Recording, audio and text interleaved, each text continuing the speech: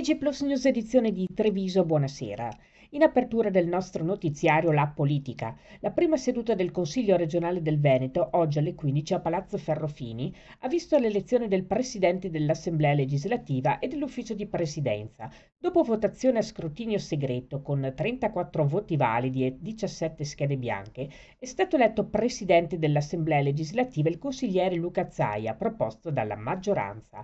Porto la mia lunga esperienza e sento forte la responsabilità del mandato che mi è stato conferito dai cittadini, ha esordito il neoeletto Presidente del Consiglio regionale. La responsabilità di produrre leggi ed eventualmente di emendarle per migliorare la vita dei veneti. Ringrazio la maggioranza che ha proposto il mio nome e auguro buon lavoro a tutti. Iniziamo oggi un nuovo corso. Auspico che questa nuova presidenza possa dichiararsi terza rispetto al dibattito in corso, a garanzia di tutti i consiglieri. Non voterò alcun provvedimento.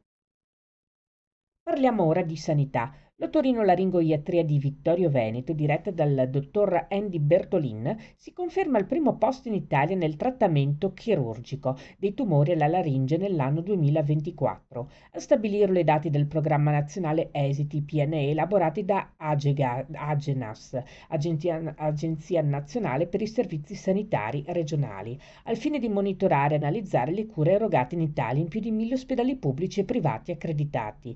La classifica posiziona l'otorinolaringoiatria di Vittorio Veneto in vetta per intervento chirurgico per tumori alla laringe, 184 quelli effettuati lo scorso anno, estremamente distanziato il secondo polo, l'Istituto Regina Elena di Roma con 130 interventi, a conferma di come l'equipe del dottor Bertolin sia riferimento assoluto a livello nazionale e non solo.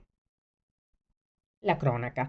Cordoglio della CISL Belluno Treviso per la scomparsa di Gianni Baro, storico sindacalista della CISL, venuto a mancare domenica 14 dicembre all'età di 81 anni. Gianni Baro viveva a Varago di Maserata, a pochi passi dalla Tessitura Monti, azienda nella quale aveva iniziato la sua attività lavorativa, per poi intraprendere nel 1972 il percorso di operatore sindacale nella Federazione dei Tessili della CISL, FILTA, oggi FEMCA. Sindacalista di grande spessore umano e professionale, Baro ha vissuto in prima persona le battaglie per l'unità d'azione tra le tre grandi confederazioni italiane e per sancire l'incompatibilità tra cariche politiche e sindacali, collocandosi nell'area progressista della CISL. I funerali di Gianni Baro si svolgeranno venerdì 19 alle ore 10:30 nella chiesa di Varago di Maserata.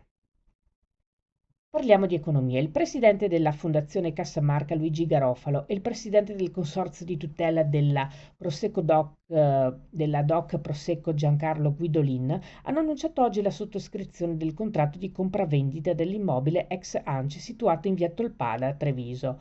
Lo storico immobile situato in centro storico, che faceva parte del patrimonio immobiliare della Fondazione, passa al consorzio per diventare la sua sede operativa e di rappresentanza. Si chiude qui il nostro notiziario. Grazie per averci seguiti. Arrivederci.